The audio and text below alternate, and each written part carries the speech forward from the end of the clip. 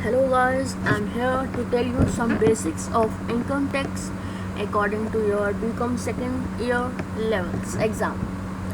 Income tax में जो हर साल स्लैब रेट्स चेंज होती हैं वो गवर्नमेंट की तरफ से होती हैं और इसमें ये क्यों लगाया जाता है? Why is it levied?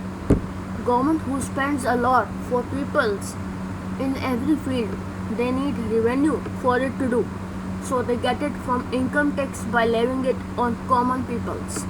इसका मतलब ये है कि ये लगाया जाता है इसलिए ताकि इससे रेवेन्यू जनरेट हो और उससे वो पीपल्स के लिए गवर्नमेंट काम कर सके।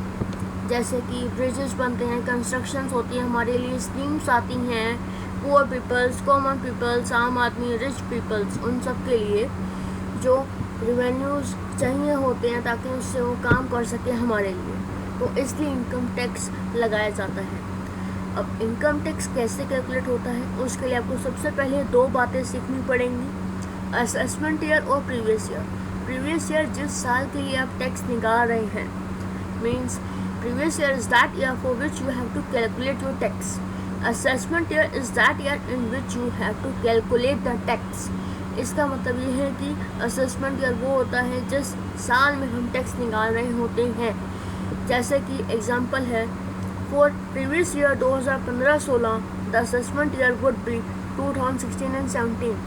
It means for calculating for year 2015-16 the assessment year will be 2016-17। इसका मतलब ये है कि अगर आपको टैक्स निकालना है 2015-16 के लिए आपकी इनकम का, तो असेसमेंट ईयर होगा 2016-17। मीन्स 2016-17 के हिसाब से आप 2015-16 साल का इनकम टैक्स निकालोगे। ओके, अब इसमें पर्सन्स कौन कौन आते हैं?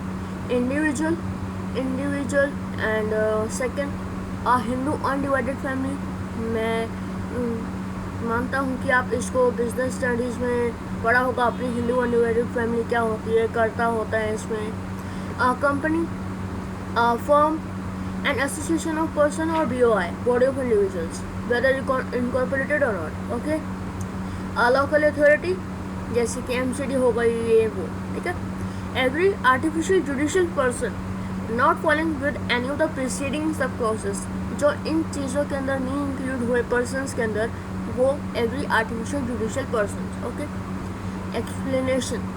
For the purpose of this clause, an association of person or a body of individual or a local authority or an artificial judicial person shall be deemed to be a person। वो person कहलाएंगे या वो person कहलाएंगे, और authority और judicial person was formed or established or incorporated with the objective of deriving incomes, profits or gains।